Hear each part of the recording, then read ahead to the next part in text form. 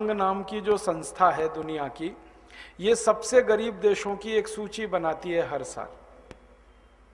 तो पिछले साल की सूची बनी और उसमें बताया उन्होंने कि 86 देश दुनिया में सबसे ज्यादा गरीब हैं, अत्यंत गरीब। अगर हिंदी में एक शब्द में इस्तेमाल करूं, महादरिद्र 86 देश हैं।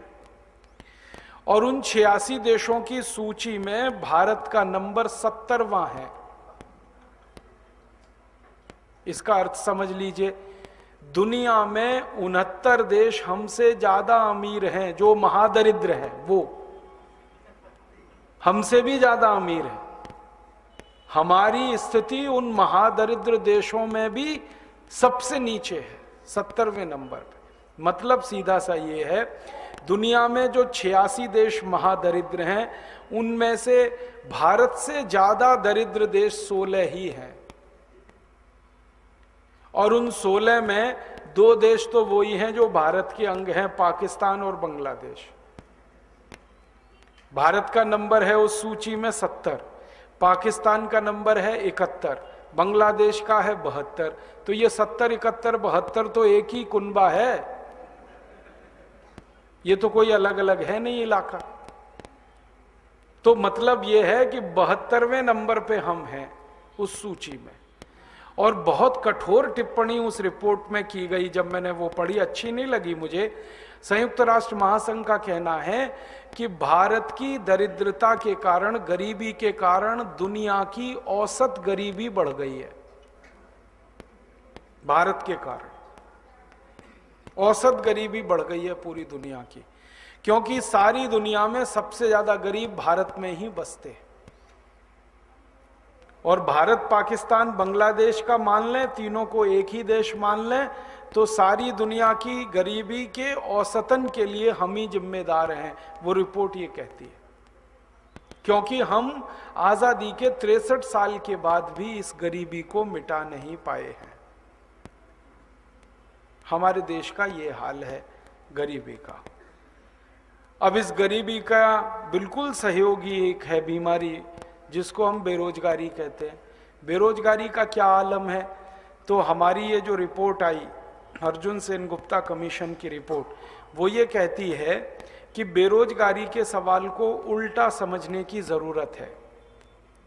सीधे सीधे ये कहना कि भारत में इतने बेरोजगार हैं, इससे ज्यादा अच्छा ये पहले समझा जाए कि भारत में रोजगार कितने लोगों को है, और ऐसा रोजगार जिसको हम सम्मानजनक कहें। सम्मानजनक माने साल के 18वें वर्ष में, माने जब आदमी 18-19 साल का हो गया, तब उसको कुछ रोजगार या नौकरी मिल जाए और 60 साल तक वो आबाद गति से चलती रहे, कोई उसे छीने नहीं, वो रोजगार उसके हाथ से जाए नहीं, 18 से लेके 60 साल तक। ऐसे कितने लोग हैं? तो वो रिपोर्ट ने कहा कि भारत में जो पक्का रोजगार है, जिनकी नौकरी कभी नहीं जाती, ऐसे सिर्फ 3.5 करोड़ लोग हैं पूरे भारत में। सिर्फ 3 करोड़ 50 लाख, 115 करोड़ में जिनकी नौकरी कभी नहीं जाएगी, जिनको रोजगार बहुत सम्मानजनक मिला हुआ है। वो 3.5 करोड़ लोग कैसे हैं? तो उसका हिसाब है पूरा। 14 लाख लोग तो सेना में हैं, भारत की आर्मी में 14 लाख के आसपास, सेना में, वायुसेना में, जल सेना में, तीनों में मिला के 14 लाख हैं। और करीब करीब 15-15.5 लाख हैं रेलवे में, इंडियन रेल, भारतीय रेल। और करीब करीब 17 लाख हैं बैंकों में, भारत की जितनी भी बैंकें हैं। और करीब करीब 15-15.5 लाख हैं बीमा कंपनियों में, एजेंट से लेकर ऊपर तक। और करीब करीब 44 लाख के आसपास हैं केंद्र सरकार के पब्लिक सेक्टर में, जैसे BHEL है, भारत हैवी इलेक्ट्रिकल्स लिमिटेड है, steel authority of India limited है। ऐसे भारत के 244 पब्लिक सेक्टर हैं। फिर उसके बाद केंद्र सरकार का जो मंत्रालय है, प्राइम मिनिस्टर का ऑफिस है, फिर बाकी 90 मंत्रियों के ऑफिसेज हैं।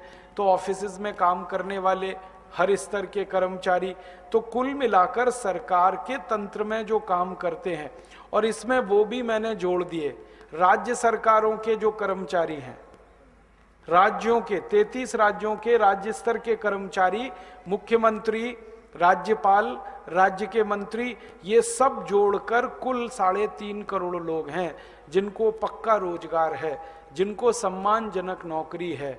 और जरूरत पक्के रोजगार की भारत में 64 करोड़ लोगों को है। जरूरत मतलब 64 करोड़ लोगों को सम्मानजनक काम चाहिए, उसमें से 3.5 करोड़ को मिला हुआ है। इसका माने 60.5 करोड़ लोगों को दर दर भटकना है रोजगार के लिए। इन 60.5 करोड़ लोगों में कुछ लोग हैं जो खेती करते हैं, लेकिन खेती में सम्मानजनक खेती करने वाले मुश्किल से 10 से 15 करोड़ ही हैं जिनके पास 10 एकड़ से ज्यादा जमीन है, सम्मानजनक खेती वो कर पाते हैं। बाकी की जमीन ही 2 एकड़ से कम है भारत में किसानों की, तो उनको सम्मानजनक नहीं माना जाता, क्योंकि उनकी खेती तो घाटे में रहती है। 2 एकड़ से कम जमीन, ऐसे भारत में 85% किसान है। अब ये जो 85% किसान हैं जिनकी 2 एकड़ से कम जमीन है, यही लोग दर बदर की ठोकरें खाते हैं। कभी सड़क पर रिक्शा चलाते हैं, कभी कहीं किसी का ईंट गारा बनाते हैं, कभी कहीं कोई ठेली लगा लेता है, सब्जी बेच लेता है, कभी कोई फुटपाथ पर कोई सामान रख के उसे बेच लेता है। इस तरह के रोजगार में वो लगे हुए हैं।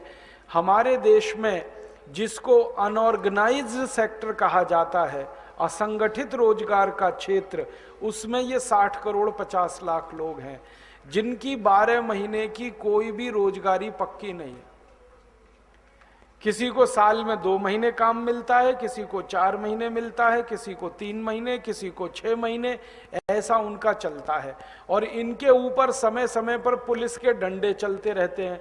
वो बेचारे कहीं सड़क पर बैठे हैं, खोमचा लगा के, पुलिस वाला आएगा मारेगा डंडा, और नगर पालिका वाला आएगा ले जाएगा पैसे उनसे। रोज भुगतते हैं वो इस बात को। तो 60.5 करोड़ लोग इस देश में दर बदर की ठोकरें खाने को मजबूर हैं, जिनको काम चाहिए और काम नहीं है हमारे पास। खेती हमारे देश में अब इतने घाटे में चली गई है कि इस पर जिंदा रहना संभव नहीं है लोगों का।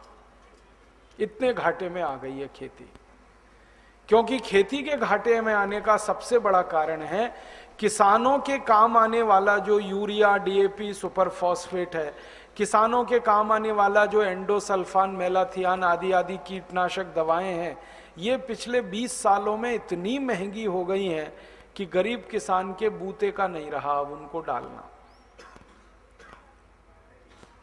पहले यूरिया का एक कट्टा 50 किलो का 70 रुपए का था, अब 300 रुपए का हो गया, और 2-3 दिन के बाद वो 350 का होने जा रहा है। डीएपी पहले 3 रुपए किलो था, अब 24 रुपए किलो हो गया। 2-3 दिन के बाद ये 28 रुपए किलो होने जा रहा है डीएपी। सिंगल सुपर फॉस्फेट 8 से 10 गुना महंगा हो गया। किसानों के काम आने वाला डीजल जो कभी 3 रुपए 20 पैसे, 3 रुपए 50 पैसे लीटर था, अब वो 38 रुपए लीटर हो गया। तो किसानों के काम आने वाली हर चीज महंगी पे महंगी हो रही है, और किसान की पैदा की गई चीजें सस्ते से सस्ती बिक रही हैं। गेहूं, चावल, चना, दाल, मटर। तो खेती इतने घाटे में है कि हर दिन 1 मिनट में इस देश के 33 किसान खेती छोड़ देते हैं। हर दिन 1 मिनट में 33 किसान खेती छोड़ देते हैं। अब आप अंदाजा लगाओ, 1 मिनट में 33 किसान खेती छोड़ते हैं, तो एक दिन में कितने मिनट होते हैं, और 1 साल में कितने मिनट होते हैं।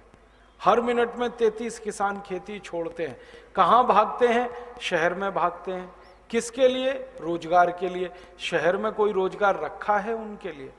वो दिल्ली जाते हैं, बंबई जाते हैं, कलकत्ता जाते हैं, मद्रास चले जाते हैं, और अंत में जहां नहीं जाना चाहिए वहां पहुंच जाते हैं, झुग्गी झोंपड़ियों में। मुंबई में धारावी नाम का एक एरिया है, वहाँ की झुग्गी झोंपड़ियों में लाखों लोग रहते हैं, जहाँ हम 1 मिनट खड़े नहीं हो सकते धारावी में। इतना कीचड़, इतनी गंदगी, इतनी बदबू, हम 1 मिनट नहीं खड़े हो सकते वहाँ। और लोग वहाँ 20-20 साल से रहते हैं। मैंने देखा है झुग्गी झोंपड़ियों के आसपास सरकार की कुछ योजनाओं के सीमेंट के पाइप पड़े रहते हैं नीचे डालने के लिए। उन सीमेंट के पाइप में लोगों के सालों साल गुजरते। इस भारत देश में शहर की जो आबादी है ना, हैदराबाद, मद्रास, बेंगलोर, दिल्ली, कोलकाता, ये जो शहर माने जाते हैं, मेट्रोज, इनकी आबादी का 65% हिस्सा झुग्गी झोंपड़ियों में रहता है। 65% हर शहर का, इंक्लूडिंग हैदराबाद। हैदराबाद का भी यही हाल है, सिकंदराबाद का भी यही हाल। 65% हिस्सा झुग्गी झोंपड़ियों में रहता है। और मुझे इतना दुख है ये कहते हुए कि झुग्गी झोंपड़ियों में जितने एरिया में, जितने वर्ग फीट में 5-5 लोग रहते हैं, उतने क्षेत्र में तो जेल में कैदी भी नहीं रहते।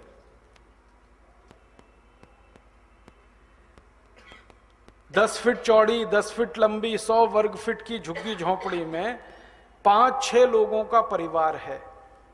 और हमारे जेलों में जो कैदी बंद है ना, तो एक कैदी को सामान्य रूप से 50 वर्ग फीट जगह होती है जेल में। और यहां जेल के बाहर एक व्यक्ति को सामान्य रूप से 10-15 वर्ग फीट की ही जगह उपलब्ध है रहने के लिए। उसी में सोना है, उसी में हगना है, उसी में मूतना है, सब उसी में करना है। और आप तो कल्पना नहीं कर सकते कि वहां पीढ़ियां दर पीढ़ियां रहती हैं। सास ससुर भी रहते हैं, उनके बेटा बेटी भी और बहू भी रहते हैं, नाती पोते भी रहते हैं। कैसे जीवन कटता होगा हम तो सोच नहीं सकते, क्योंकि हमने कभी रह के नहीं देखा। ऐसा बुरा हाल है देश का।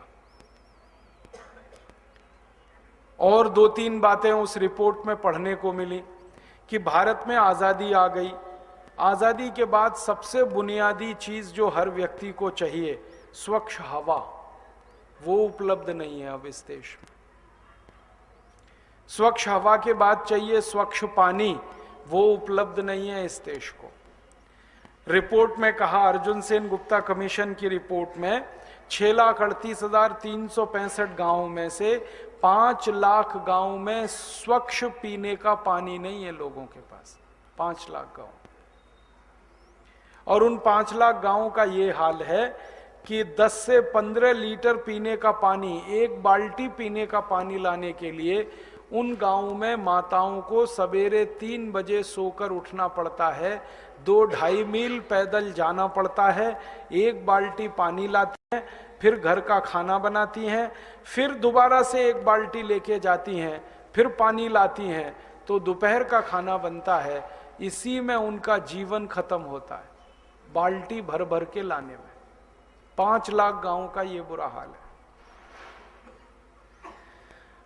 रिपोर्ट का कहना है कि 5 लाख गांव के नागरिकों को जहां जरूरत है वहां पीने का पानी नहीं मिल पा रहा है। जहां जरूरत है घर के सामने नहीं मिलता है।